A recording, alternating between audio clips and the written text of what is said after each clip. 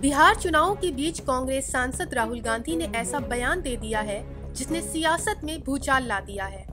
औरंगाबाद की रैली में राहुल ने कहा कि देश की 10% आबादी सेना को नियंत्रित करती है।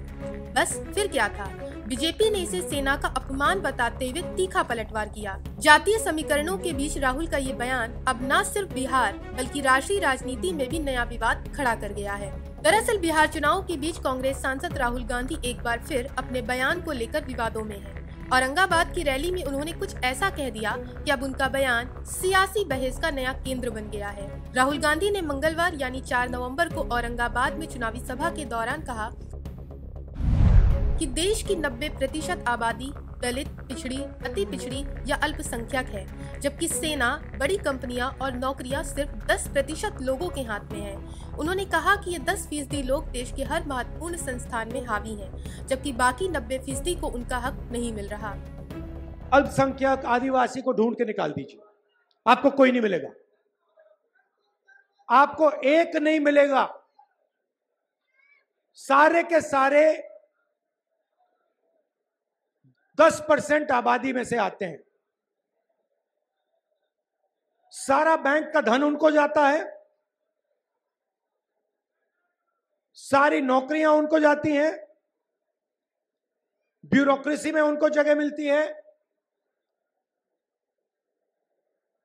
आप जुडिशरी देखिए,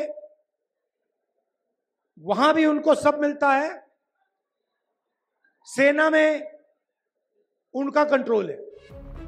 ऐसे में राहुल के इस बयान को बीजेपी ने सेना के सम्मान से जोड़ते हुए कांग्रेस पर तीखा हमला बोला। पार्टी ने कहा कि राहुल गांधी भारतीय सेना को जातीय चश्मे से देख रहे हैं और ये बयान न केवल गैर जिम्मेदाराना है बल्कि सैनिकों के त्याग और बलिदान का अपमान भी है। वहीं बीजेपी सांसद अनुराग ठाकुर ने राहुल गांधी को सेना विरोधी करार दिया। उन्होंने कहा कि भारत की सेना संस्कृति और संवैधानिक संस्थाओं का अपमान करने की सौगंध आखिर राहुल गांधी जी ने क्यों खाई है। जो काम विदेशी ताकतें देश को तोड़ने का नहीं कर सकती, वो कुछ राजनीतिक दल विशेष तौर पर राहुल गांधी जी करते हैं। आप कल्पना कीजिए कि किसी व्यापारी, राजनेता किसी राजनीतिक दल पर टिप्पणी करे तो ठीक है, कोई चलता है, लेकिन भारत की सेना पर जो हमारी सीमाओं को सुरक्षित रखती है, जो देश के 140 करोड़ देशवासियों को सुरक्षित रखते हैं, उनके पराक्रम, उनके शौर्य, उनकी वीरता, उनके कामकाज पर प्रश्न चिन्ह खड़ा करते हैं।